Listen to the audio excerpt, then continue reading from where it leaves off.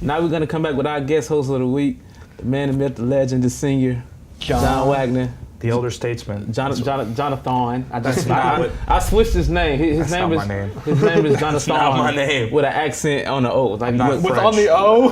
I'm not French. Look, all right, I'm not French. You gotta be. Look, man. Hey, you gotta appreciate your new name, man. All right. You're a new national. Whatever you want, D. But we're gonna swing over to the next topic. First, we're gonna talk about Lonzo Ball in his first couple of games in the NBA. Obviously, he's like one of the biggest stars in the NBA because of his dad. So, how you feel he had? What kind of impact did he have on the game this week? Well, I would say, it's a lot better than night one. Yeah. Night one was ugly. Yeah.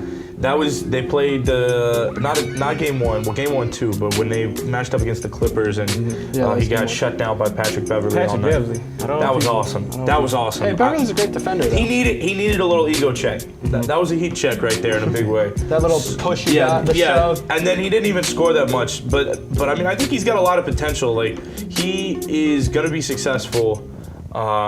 I think in this league, I think he's got a lot of talent. He's got a lot of upside. He's smart on the court. But I mean, people are always going to dislike him just because of his dad. Yeah. All right, so Ben, do you think like that was a reality check for Lonzo or for LeVar? What, the shove? Just the overall game of like I don't that know. first I game. wouldn't say it's a reality check. I think it's more like it's his opening game in the league. I mean, LeVar's not even on planet Earth, LeVar's man. not playing. Like he came out immediately and said like that was a good performance. Yeah. Hey, what do you have? 3 points? 3 points. Yeah, 3 points. You know what's at 3 points at rebounds. night? Sindarius Thornwell. That's what I'm Hit a saying. three. So it's like he's not even on But I planet mean, I Earth. think that in that game they were feeling it. He was feeling the game out because they weren't letting him run the point guard position. That's what they got him for. He wasn't controlling the pace of the game that much. You got to see he had some passing ability and he got a lot of rebounds, but he couldn't find the hole, and that's what gave him some trouble right there. I feel like he played well in some sense. Like the other night against the Washington Wizards, against John Wall. John Wall still wanted to talk mess, but you got did by rookie. And it was Gortat that talked mess. John Wall did not. I don't care what his name. Look, you got did by that rookie. dude is terrifying. Who, Gortat? Yeah, he looks the Polish hammer. He looks like Polish. Yeah, it's so great. Look, hey, we need somebody like that anyway. But hey, the Rockets are the best team in the league anyway, so I'm just gonna keep that right there. Don't look at me like that. That's Wagner. false. Don't look at me like that. That's like me saying the Hornets are the best team in the East. Yeah. They're not. They could be. They could be. They could be. Well, they got a lot of injuries right now. They got a lot of injuries right now. There could be. Dwight Howard's going to take him to the finals there, D? God, I hope so. D12 is back. He's making an all-star. D12 better be back. He better be back. Malik Monk's going to have 30 points a game by the end of the year. Once that back. He came out, he did an interview earlier this week, and he said that being in the NBA is boring. Who's that? Dwight? Malik Monk. Yeah. Monk? Yeah, he said being in the NBA is boring because you never have time to do anything. Like you can't go out. Isn't he like 19? Yeah. Well, I mean, obviously, but even then he said like even if he wanted to go to like a club, he said like, he doesn't really have time to do that. Just quit. I'll take your job. I mean, I know I got 10 to 9. See, but that's the thing. They're not gonna pay you for that this. much. Yeah, I'll take the D-League contract. That's all I need. That's all you need? Else. That's all I need. What, $100 a game? I don't know. You might be able to get in like TBT, like the basketball tournament. if you're lucky. If you're lucky. You're not even getting G League. You could go and play in like Iraq, like Marshall Henderson. Israel. He was in Israel. He's been in Iraq, man. Marshall Henderson. You remember that dude? That dude was the worst. Oh my gosh. Like he was good, but I couldn't see. He was so cocky, it made me mad.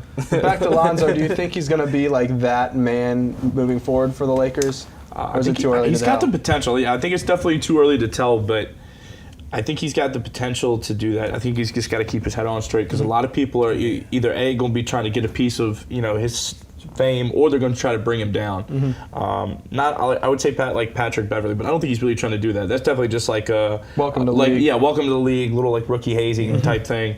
But I think he's got the potential to be like a leader on that team. That's kind of the Lakers team right now doesn't really have that much of an identity. Yeah. So if they can form something around Lonzo, I think they have the potential to be something really good. But Speaking of having his head on straight, you think about a lot of first round draft picks who had potential. Number 1, Greg Oden. Kwame Brown. Number 2, Kwame is the GOAT. What? Kwame is the GOAT. How's he the GOAT? He played with Jordan and Kobe. But he did absolutely nothing. He didn't do anything. Didn't he have like 2 points when Kobe had like 63 or something? Maybe, like that? I don't know. That's amazing. That's a lot. So the two of them contributed 65 points. That's really something. That's dope, man. Hey, that's dope. The GOAT. with the second goal. I said we're gonna move on to the second topic. We're talking about the World Series. Obviously, the Houston Astros are playing the LA Dodgers. Now it's been a long time coming for both squads. So what do y'all see in the World Series this year? Ooh, I just see a fun matchup. I mean, I'm really happy that Houston came back in last or 2 nights ago's game because I want to see a great series because the Astros deserve to be there. They were the best team probably all year, in my opinion, in the American League. Wow. But then you look at the Dodgers, who haven't been like this far in a while, and they're a fun team to watch. They're a young team as well. But I mean, you're looking at these two. You're looking at Goliath, and you're looking at David, who just like 4 years ago was awful, and like now they built their way up, and it's really fun to see this young team really try to go at this team that was dominant all season. I love the Astros, man. I think that's a great team. Like, I don't watch that much baseball, but the Astros have always something that's like on my radar. You know, Carlos Correa, Jose Altuve, that whole team is really strong. And again, like I said, I don't watch that much baseball, but I always tune in for the World Series. And this could be like a nice like little 2-year run if for the MLB with the exciting World Series. You know, you had the Cubs last year. That was fantastic. And then this is you have like a lot of well-known names. Like people know the Astros, people know the Dodgers. Yeah, there's not an East Coast team, but I still think they have a good opportunity to get some good viewership on these games, and it's gonna be good for the sport. But I'm excited. I think. Are we doing predictions, by the way? You can do a prediction. I think the Astros are gonna win in 6 games. Wow, that's awesome, man. For me, I really got my eyes on LA, only because that city is known for winning. Sure. And if you look at the front office, you look at a guy named Magic Johnson, I really don't know if he knows a lot about baseball, but he knows a lot about winning. He knows a lot about players who's dedicated to winning. Hey D, can you name 5 players on that team? Can you name 5 players to kiss my butt? Anyway, So no, you can't. No, I Can you cannot. wait? I would like to see you try. Can you try right now? On the Dodgers? Yeah, on the Dodgers. Let's I don't see, know if I could, honestly. Kershaw, Yep. Turner, Pugh. No, hold on, what'd you call it? It's Puig, so Puig. no. Nope. Puig. Puig. We'll give you 2.5. No.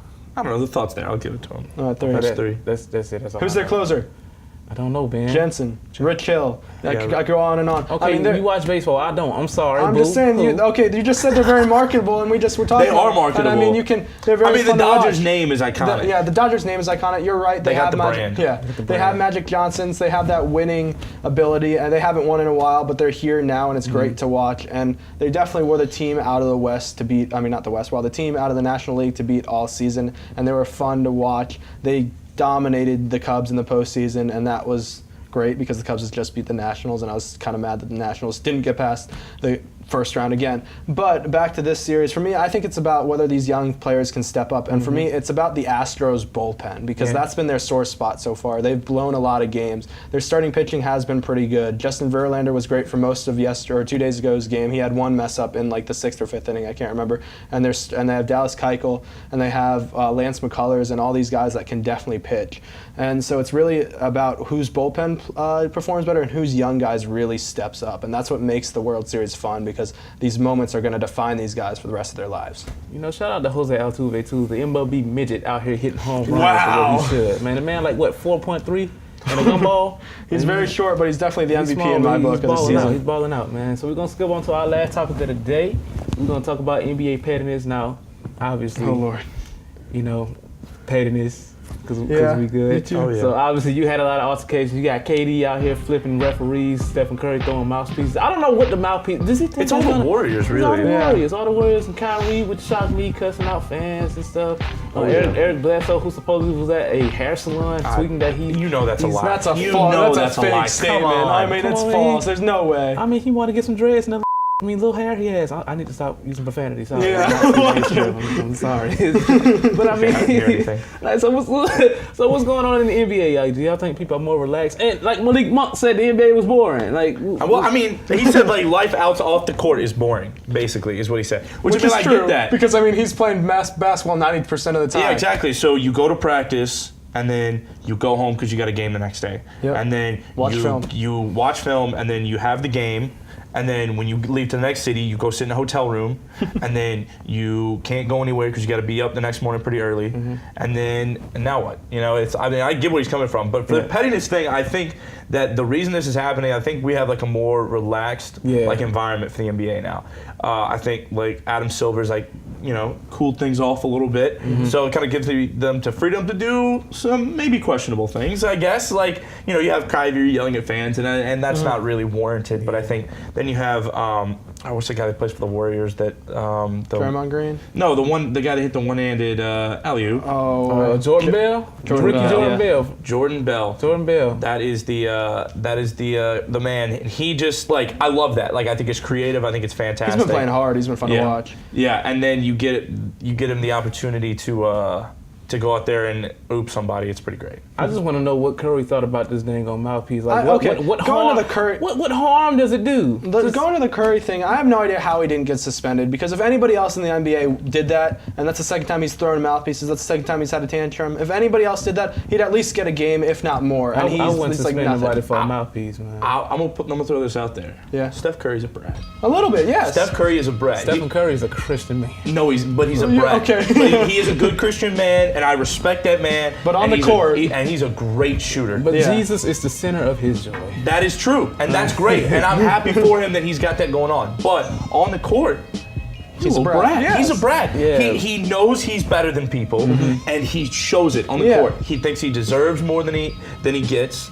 and if that's how he wants to play the game, that's fine. But I mean, I'm gonna call him out for it. Yeah. Not that my voice means anything in the grand scheme of life. He's like, that's cool. You can have that opinion. I got a beautiful wife, 2 kids. Right? You got 2 kids now. $200 million he's making. And, his wife's on the cooking network now, and he's making money on network? Yeah, she got a cookbook. Yeah, she got a book. All right, Aisha Curry. There you just go. Sitting out here fine. I'm waiting on you though. I need you. Stop. It's never gonna happen. Sorry. I know it's not gonna happen, man. Eric, so we gonna cut you some slack, man. Yeah, what's wrong, Eric? I know you were at the half Eric, I do. Eric, I do. I'm gonna look right at you. I'm gonna talk to you. What are you doing, man? Get a What are better you doing? publicist. No, see, that's the thing. He doesn't need a better publicist. He needs to get out of Phoenix. Well, that too. It came out earlier this week in a report that he asked for a trade preseason, and they told him no. Yeah. Yep. And because he was unhappy, but he was a guy that they were building around, and it wasn't working. So if you are the guy they're building around, and the whole thing is failing, then it's your fault. Yeah. So I mean, obviously you can't fault him for other players' performance, but I mean, you're the guy. Not only that, Remember when LeBron wanted him on? There was rumors that he might go to Cleveland and whatnot. Whatever. But if he goes to Cleveland, I'm done with basketball. There's no reason for him to go to Cleveland. There's no reason. No. Everybody's just going for the ring now. yeah, I mean that's the one thing we could get in a whole different debate about the NBA right That's now. why I need to be in the G League, because I could be on Cleveland's G League team and get a ring. No, You would not get a ring. I don't get a ring. No, you could win the G League. You can get maybe a G That League ain't no- that ring. ain't no- You get a really, really nice Gatorade squirt bottle. That's it. That's it. I got Diamond encrusted. I got that at home. I can put some bedazzle that. I'm bedazzle it when I get to the crib. Yes. Yeah. Please bring Please that in do next that. week. I want Next you to plant week, that right on the here. table. My G League trophy. My G League trophy, my bedazzled G League bottle.